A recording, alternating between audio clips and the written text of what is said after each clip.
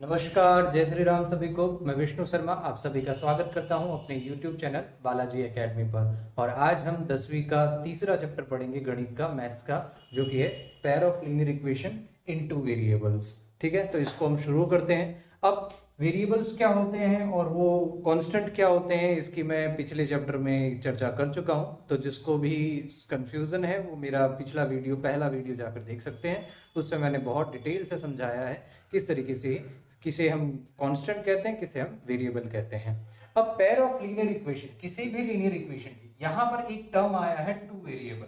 ठीक है, अभी तक हम जो इक्वेशंस पढ़ रहे थे वो वन वेरिएबल थी, अब ये क्या है, टू वेरिएबल। उसका बेस फॉर्म होता है ax plus by plus c equal to 0। अब इसका मीनिंग क्या होता है, a is constant, b is constant and c is constant. x जो होता है वो वेरिएबल, y जो है वो भी क्या है, वेरिएबल। यहां पर हमारे पास दो वेरिएबल है, इसलिए इसे क्या कहा जाता है, टू वेरिएबल लीनियर इक्वेशन। और लीनियर इक्वेशन क्यों, लास्ट क्लास में मैंने आपको बताया था कि अगर हाईएस्ट पावर अगर आपकी 1 हो तो उसे लीनियर इक्वेशन कहा जाता है। यहाँ x की पावर भी क्या है 1, y की पावर भी 1 है, इसलिए इसे क्या कहा जाएगा, लीनियर इक्वेशन कहा जाएगा। और दो वेरिएबल है इसलिए इसे क्या कहा जाएगा, pair of linear equation into variables. ठीक है, लीनियर इक्वेशन इनटू वेरिएबल। अब यहाँ पर एक और वर्ड यूज हुआ है, पेयर। मतलब जब भी दो वेरिएबल हो तो हमें कम से कम दो इक्वेशन चाहिए उस इक्वेशन को सॉल्व करने के लिए, फिर उसका आंसर लाने के लिए। अगर हमारे पास तीन वेरिएबल हैं तो हमें उस इक्वेशन को सॉल्व करने के लिए हमें तीन इक्वेशंस चाहिए। ठीक है, जितने वेरिएबल उतनी इक्वेशंस हमें चाहिए उसका आंसर लाने के लिए। यहां पर हम बात कर रहे हैं दो वेरिएबल की, तो हमें दो इक्वेशन चाहिए, इसलिए यहां पर ये पेयर वर्ड यूज किया गया है। अब जैसे दो इक्वेशन है तो उनको रिप्रेजेंट कैसे किया जाता है, बेस फॉर्म में। ठीक है, इस चीज का ध्यान रखें। जैसे हमारा बेसिक फॉर्म क्या है, ax plus by plus c equal to 0। लेकिन ये तो एक इक्वेशन के लिए हो गया। अब वेरिएबल तो चाहे आपकी 10 इक्वेशन होंगी तब भी x और y ही रहेगा, x और y तो चेंज नहीं होंगे। तब हम किसको चेंज कर सकते हैं, हम कांस्टेंट को चेंज कर सकते हैं। तो जब आप कांस्टेंट को चेंज करोगे तो वैसे तो आप a b c d e f कुछ भी ले सकते हैं, लेकिन हम कंफ्यूज ना हो इसलिए हम बेसिकली क्या लेते हैं, a1x plus b1y plus c1 equal to 0। ये हो गई हमारी पहली इक्वेशन। दूसरी इक्वेशन अगर हमें देखना है तो a2x plus b2y plus c2 equal to 0। ठीक है, समझ आया। तो इस तरीके से ये तीन चीजें आपको ध्यान रखनी है, इन्हीं तीन चीजों का आपको मल्टीपल टाइम यूज करना है इस चैप्टर में। देखो, पहला है ax plus by plus c equal to 0, इसे हम कहेंगे बेस इक्वेशन। ये आपकी है बेस इक्वेशन, जिसके ऊपर आपका पूरा का पूरा चैप्टर सॉल्व होता है। a1x plus b1y plus c1 equal to 0 और a2x plus b2y plus c2 equal to 0, ये हमने क्या किया, मॉडिफाई किया है। दो इक्वेशन है, अगर मान लो तीसरी इक्वेशन होती तो हम ऐसे लिख सकते थे, a3x plus b3y plus c3 equal to 0। इस तरीके से भी आप लिख सकते हो। आगे जितना आपको जाना हो, जिस तरीके से आपको लेना हो, आप उस तरीके से इन चीजों को ले सकते हैं। अब ये है क्या, ठीक है, चलो ये तो ऑब्वियसली नहीं समझ आया होगा। ठीक है, तो आगे इसको देखते हैं, एक सिंपल वे में देखते हैं तो आपको चीजें समझ में आएंगी। ठीक है, जैसे मेरे पास कोई इक्वेशन है 3x plus 4y plus 5 equal to 0। ठीक है, अब यहां से आपको a b और c की वैल्यू निकालना आना चाहिए। ये एक इक्वेशन है, इसमें वेरिएबल क्या है, x और y, यानी दो वेरिएबल हो गए। ठीक है, 3 और 4 क्या है, 3 जो है आपका कोएफिशिएंट, 4 भी कोएफिशिएंट, 5 भी क्या है, कांस्टेंट। ठीक है, 3 है वो x का कोएफिशिएंट है, 4 है वो y का कोएफिशिएंट है और 5 क्या है, कांस्टेंट है। ठीक है, अब आप इसको इक्वेट करोगे ax plus by plus c equal to 0 से, तो यहां से आपको वैल्यूज मिलेगी।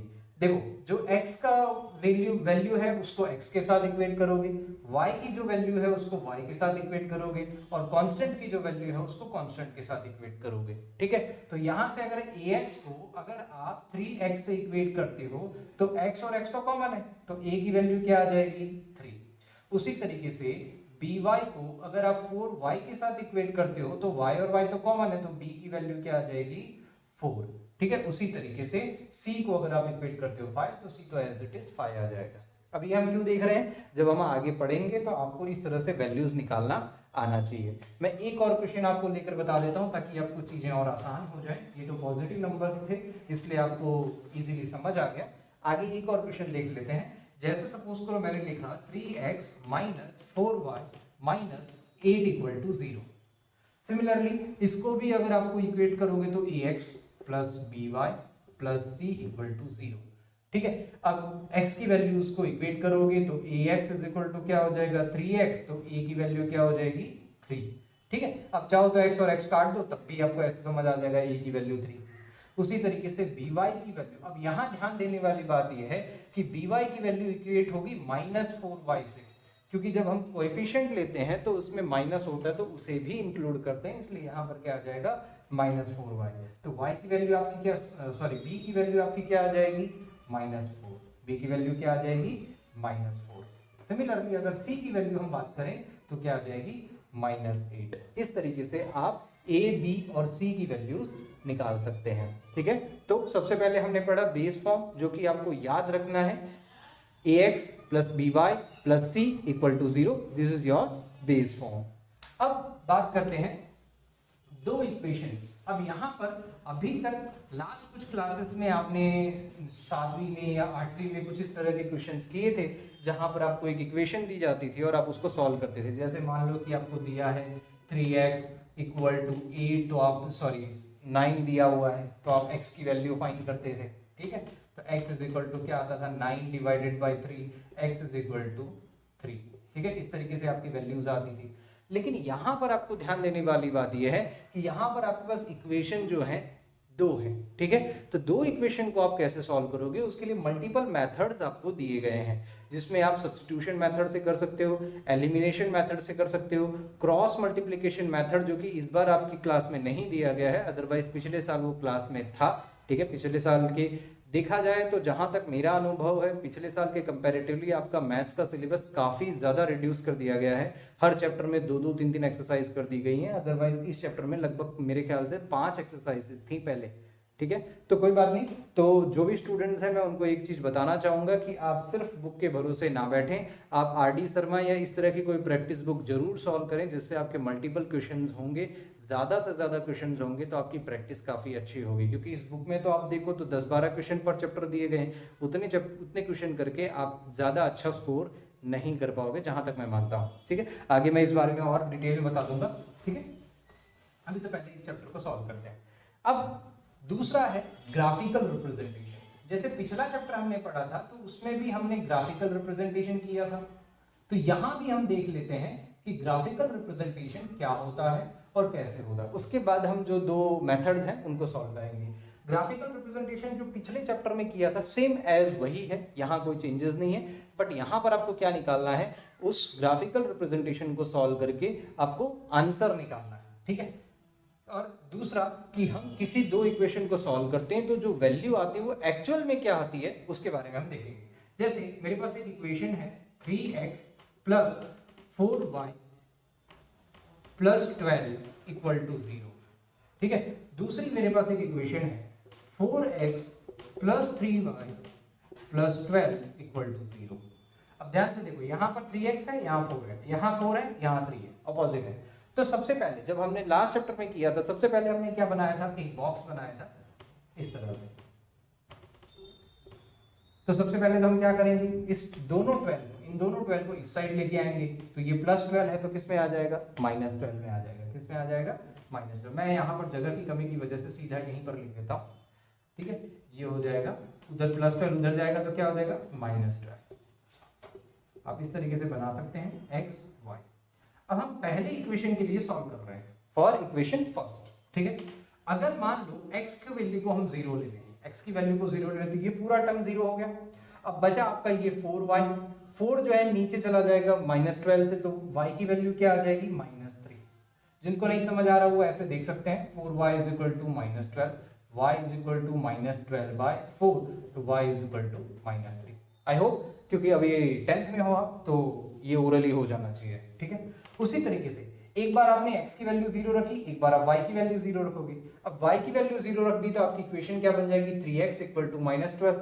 ठीक है, तो x जो होगा यहाँ रहेगा, 3 नीचे चला जाएगा, तो -12 डिवाइडेड बाई 3 कितना हो जाएगा, -4। तो पहले इक्वेशन के जो दो सॉल्यूशन है वो इस तरीके से आ गए। This is for first equation. अब हम बात करते हैं सेकंड इक्वेशन के लिए। फर्स्ट इक्वेशन के लिए वैल्यू हमारे पास यहाँ है, सेकंड इक्वेशन की वैल्यू हम यहाँ निकाल रहे हैं। ठीक,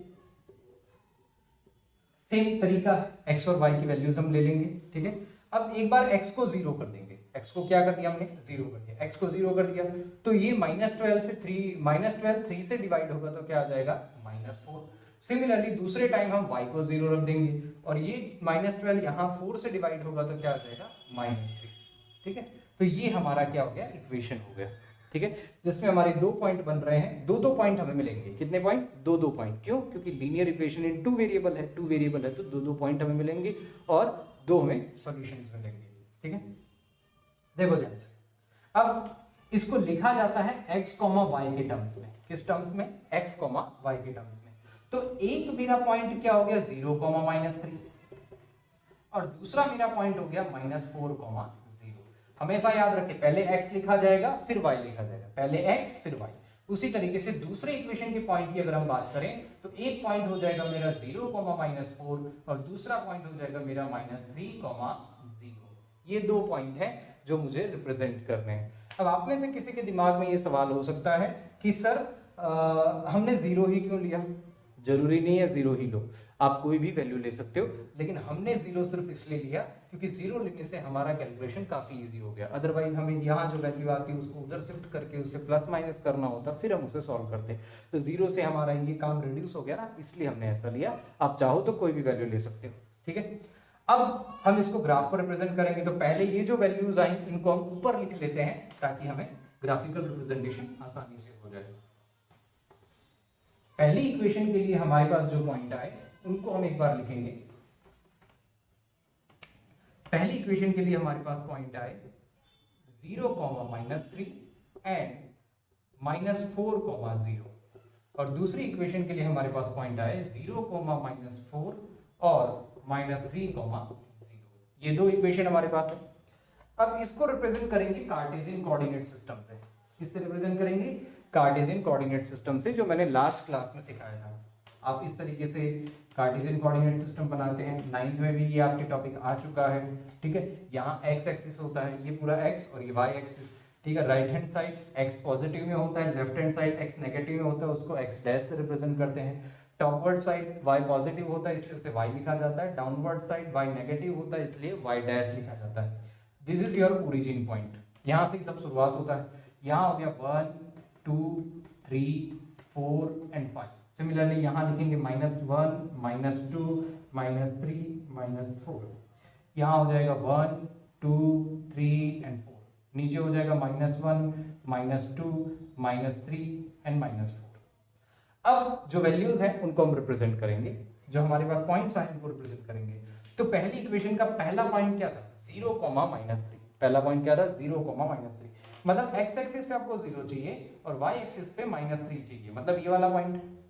अगर सपोज करो 1, 2 होता तो हम क्या करते, x एक्सिस पे 1, y एक्सिस पे 2, तो इन दोनों का इंटरसेक्टिंग पॉइंट हम लेते, ये वाला पॉइंट इंटरसेक्टिंग पॉइंट। भाई y इस पॉइंट की बात करें तो इस ये पॉइंट x एक्सिस पे कितना दूर है, 1 के बराबर है, y एक्सिस पे कितना दूर है, 2 के बराबर है, इसलिए ऐसा लेते हैं। ठीक है, लेकिन यहाँ तो x एक्सिस क्या है, 0 है, तो मतलब यही वाली x एक्सिस की लाइन जो है ना 0 वाली यही रहेगी। ठीक है, इसलिए हम इसी लाइन पर ले रहे हैं। ठीक है, तो 0, -3। दूसरा वैल्यू क्या है, -4, 0, मतलब -4 x एक्सिस का -4 और y एक्सिस का 0। तो y एक्सिस पे तो हमें जाना ही नहीं है, तो ये हो गया 0।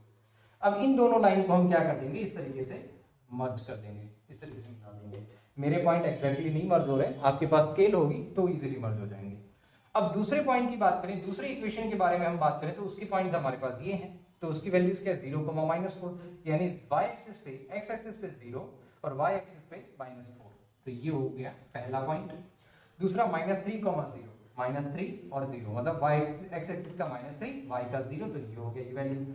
अब इन दोनों पॉइंट को अगर आप इस तरीके से मिलाओगे तो ये वैल्यू कुछ इस तरीके से बनेगी। और ये जो पॉइंट है, this is called point of intersection.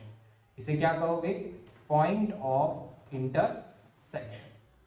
ठीक है, तो यही वैल्यू, ये है ग्राफिकल रिप्रेजेंटेशन। दो इक्वेशन को सॉल्व करने का, this is called graphical representation of solving pair of linear equation in two variable. ठीक है, pair of linear equation in two variable, और उसका एक ग्राफिकल मेथड है, एकदम इजी है। पिछले जब क्लास में भी हमने आपको ये पढ़ाया था कि पहले जो दो इक्वेशंस दी गई हैं उन दोनों के इस तरीके से पॉइंट्स निकाल लो और कार्टेशियन कोऑर्डिनेट सिस्टम पर इस तरीके से आप रिप्रेजेंट कर दो, और जो पॉइंट आपका इंटरसेक्ट होगा, इंटरसेक्ट मतलब जो दोनों लाइन एक दूसरे से जहां मीट हो रही हैं, that is called point of intersection. ठीक है, एक और क्वेश्चन ऐसा कर लेते हैं, उसके बाद हम इसे आगे के टॉपिक पढ़ेंगे जिसके अंदर इक्वेशंस को सॉल्व कैसे किया जाता है। ठीक है, जैसे सपोज करो मेरे पास एक इक्वेशन है 2x + 5y = 10, और इसी को हम रिवर्स कर लेते हैं 5x + 2y = 10। इस तरीके से मैंने ले लिया। ठीक है, तो पहली इक्वेशन का अगर हम सॉल्यूशन निकालें तो कुछ इस तरीके से होगा। अब मैं थोड़ा फटाफट करूंगा। अगर x को हम 0 ले लें तो y क्या हो जाएगा 10/5, 10/5 यानी क्या हो जाएगा 2। उसी तरीके से अगर सपोज करो अगर मैं y को 0 ले लेता हूं, इसी इक्वेशन में y को 0 ले लेता हूं, this is for first equation, इसी इक्वेशन में y को 0 ले लेता हूं, y को 0 लिया तो ये क्या हो जाएगा, ये तो पूरा 0 हो गया, बचा क्या 10/2 यानी क्या हो गया 5। ठीक है, तो मेरे दो पॉइंट आ गए 0,2 और 5,0। मैं थोड़ा छोटा इसमें लिख रहा हूं ताकि मैं ड्रॉ भी कर पाऊं। ये है, this is for my second equation. ठीक है, तो x एंड y। ठीक, अब अगर मैं x को 0 ले लेता हूं, x को अगर हम 0 ले लेते हैं तो ये क्या हो जाएगा 10/2 यानी 5। y को अगर मैं 0 ले लेता हूं तो आपकी इक्वेशन बन जाएगी 5x = 10, तो ये जो 5 है नीचे चला जाएगा तो क्या हो जाएगा 2। तो मेरी जो पॉइंट आ गई वो पहला पॉइंट है 0,5 और दूसरा पॉइंट है 2,0। अब इसको हम रिप्रेजेंट करते हैं कार्टेशियन कोऑर्डिनेट सिस्टम में। ये आपका x एक्सिस, इनको हमेशा रिप्रेजेंट करें y एंड y'।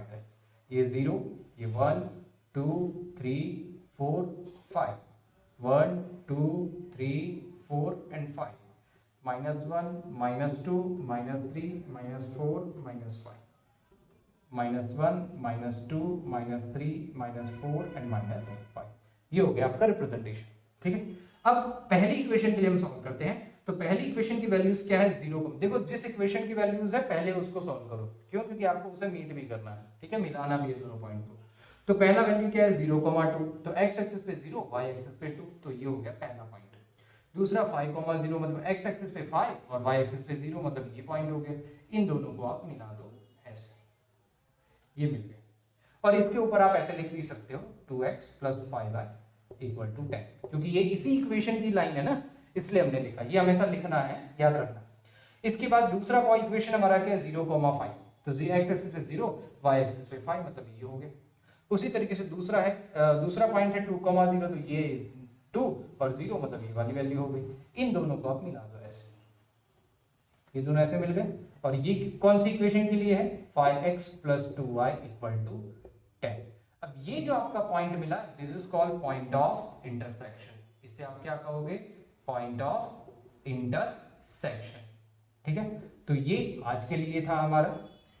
इसको आप ध्यान से पढ़िएगा, समझिएगा, और नहीं समझ आए जो भी डाउट लगता है वो आप कमेंट में लिख के मुझे पूछ लीजिएगा। तो मैं जब भी पढ़ाऊंगा नेक्स्ट क्लास, तो मीन्स जब भी इन द सेंस कि कल जब हम पढ़ेंगे नेक्स्ट क्लास पढ़ेंगे, नेक्स्ट टॉपिक हम पढ़ेंगे कि किस तरीके से इनको सब्स्टिट्यूशन मेथड के थ्रू सॉल्व किया जाता है। उसके बाद फिर एलिमिनेशन मेथड देखेंगे, तो ये मेथड्स के थ्रू जब हम सॉल्व करेंगे तो किस तरीके से किया जाता है। हालांकि this is not important as per your examination point of view.